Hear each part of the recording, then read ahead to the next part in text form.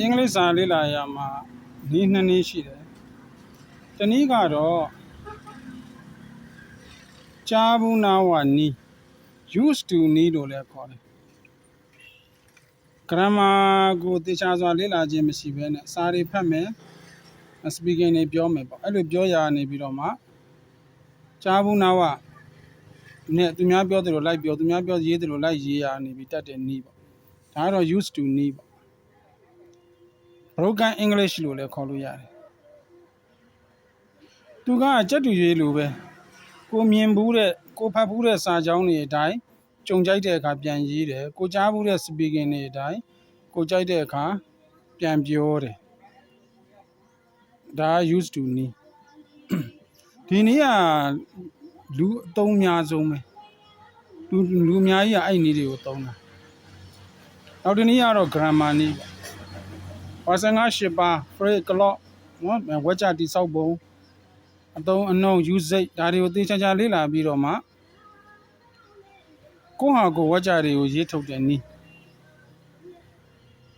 ကိုယ်ပိုင်ဝါကြတွေပေါ့ကိုယ်ပိုင်ဝါကြတိဆောက်တဲ့ grammar တတ်တဲ့အခါကျတော့ဒီအဲ့လိုကိုယ်ပိုင်ဝါကြတိဆောက်ပြီးတော့ရေးမယ်ပြောမယ်အဲ့ဒီနီးကတော့ grammar နီးပေါ့ဒီနီးကတော့တတ်တဲ့လူအမတန်နဲတယ်ဒီနီးကိုရှင်းကြည့်မယ်ဆိုလို့ရှိရင်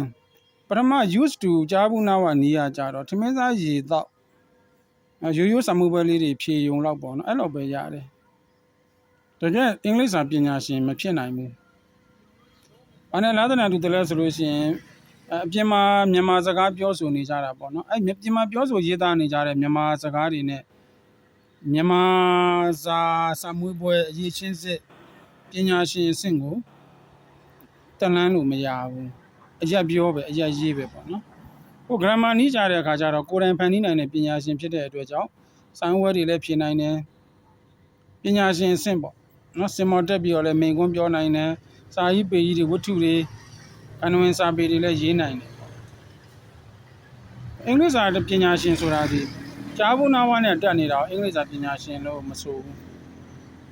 ကိုယ်တိုင်သိလို့ grammar သိလို့ဝါကြတိဆောက်ပုံကိုယ်တိုင်သိလို့ချရေးတဲ့လူမှအင်္ဂလိပ်စာပညာရှင်ဖြစ်တာပေါ့လေကြားဘူးနာဝနီးရဲ့အားသာချက်ကတော့ grammar သင်ဖို့လက်လန်းမမီတဲ့လူနားမလဲတဲ့လူဉာဏ်ရည်မမီတဲ့လူ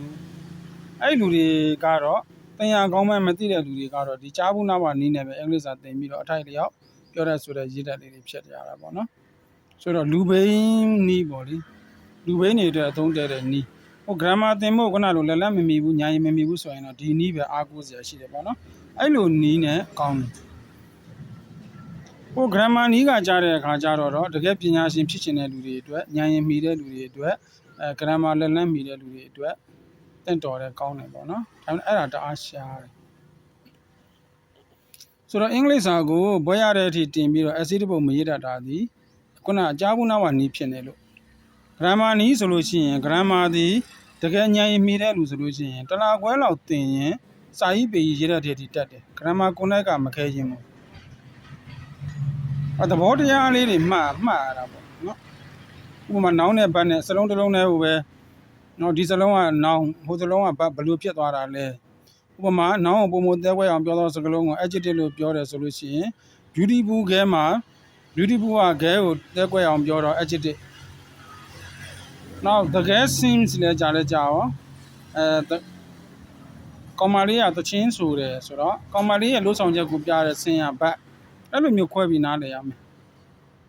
အဲ့လိုနားမလည်ပဲနဲ့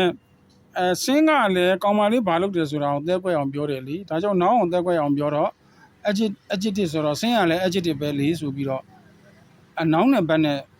မခွဲနိုင်ဘူးခွဲပြီးနားမလည်နိုင်ဘူးပေါ့နော်အဲ့လိုမျိုးဆိုလို့ရှိရင်တော့ grammar သင်လို့မရတော့ဘူးကြားဘူးနာဝနီးနဲ့ပဲသင်ရတာပေါ့နော်ဒါကြောင့် grammar နီးကတော့ဉာဏ်ရည်လိုတယ်နော်ခွဲခြားသိမြင်နိုင်တဲ့ဉာဏ်ရည်လိုတယ်အဲ့ဉာဏ်ရည်မီတဲ့လူတွေအတွက် grammar သင်ကျင်တယ်ဆိုလို့ရှိရင်เนาะ grammar ဆရာတော်တော်ရှားပါတယ်ရနိုင်တဲ့နည်းတွေကတော့နံပါတ်1ချက် grammar စာအုပ်တွေဝယ်လို့ရတယ်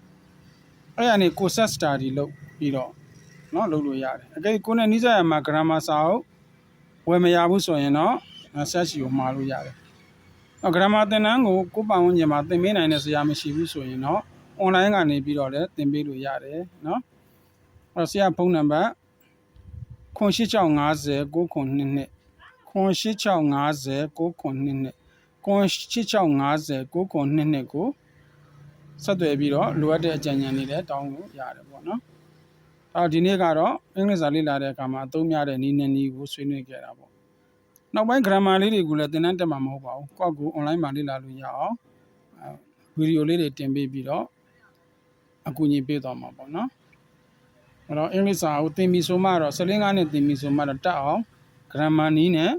သင်ကြားဖို့တိုက်တွန်းလိုက်တယ်ပေါ့နော်